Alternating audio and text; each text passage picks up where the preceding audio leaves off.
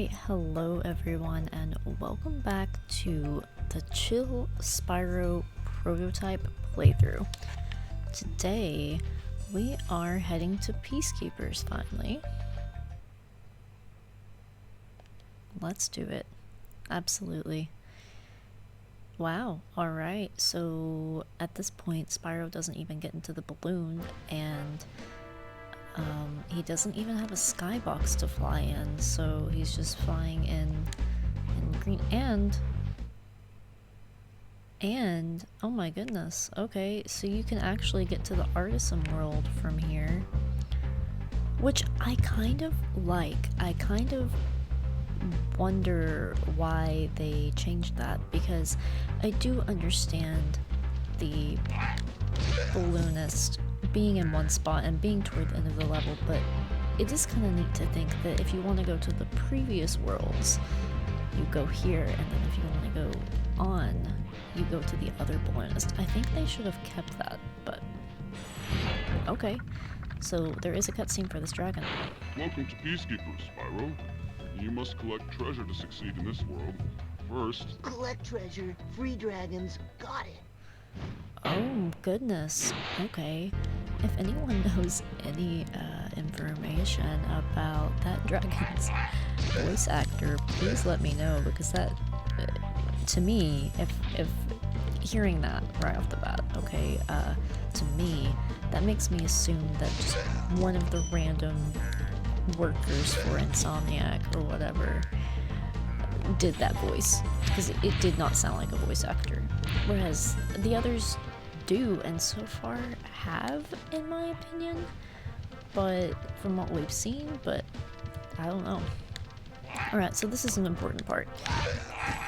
Let's see if they still moon us. These obviously have very different shading. Yeah, okay, so that's still there. Alright. Alright. But yeah, the shading of the tents definitely looks off. It's very deep and contrasty, I suppose I would say. Alright, so it seems so far all of these dragons have cutscenes. I see the Sparks the Dragonfly has been protecting you. Make sure you feed him lots of butterflies and keep him strong and glowing. Butterflies, Ew. got it. Yeah. No offense to whoever did that, but that's a little bit cringy. It's a little bit cringy. It sounds like a middle school boy from my town randomly talking on the phone. That's what it sounds like. I'm not I'm not impressed by it. Definitely glad that they got better voices for the final dragons. Also, the prototype, if you noticed, that didn't make a noise and the chest exploded before the cannonball hit it. See? It did it there as well. Very interesting. Alright, let's see what happens here. So yeah, this is... Okay, so that made a noise. This is a good level for a chill prototype because the name of it is called Peacekeepers.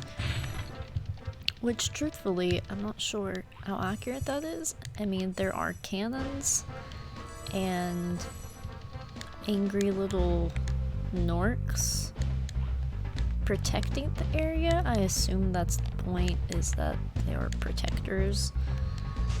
But when I think of Peacekeepers, if I were to see a level that was called Peacekeepers, and I were to assume what it would look like, I would assume something more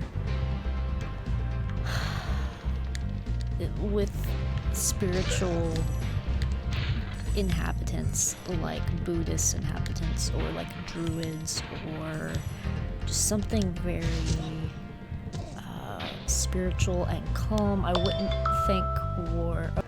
Okay, so anyway, let's see what this dragon sounds like. I never liked him. He made me mad when I was a kid. Well done, Spyro. The dragon families would be proud. You have the makings of a fine peacekeeper if you... Yeah. What I mean is, ask the magic crafter dragons.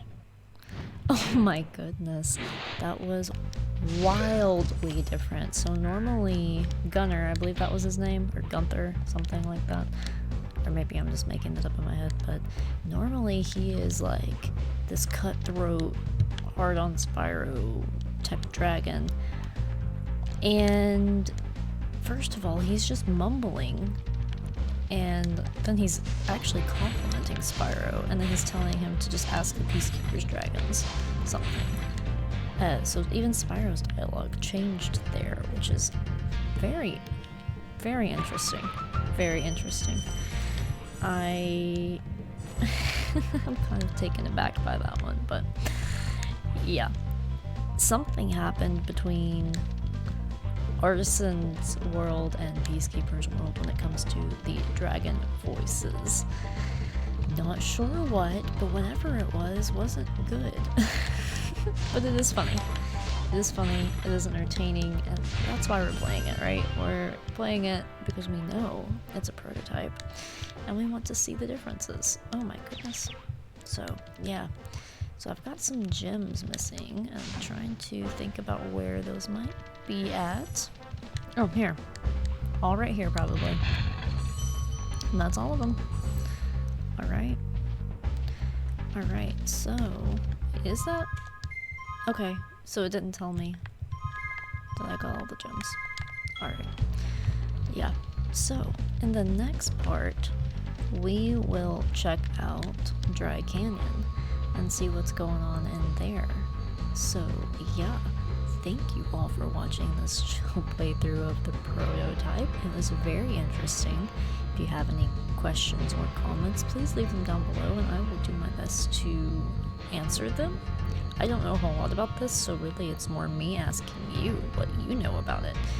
What do you know about the dragon voices? What happened there? Was this just some fill-in dialogue until, you know, the developers found voices for these dragons, or was this actually meant to be like that originally? Were they planning on keeping this? My assumption is they wanted to go ahead and test the animations, so they just like mumbled some random dialogue to match the animations to see. But that's just my guess. I'm assuming that some of you may know more about it than that. So, yeah. Thank you all so much for watching, and I will see you in Dry Canyon.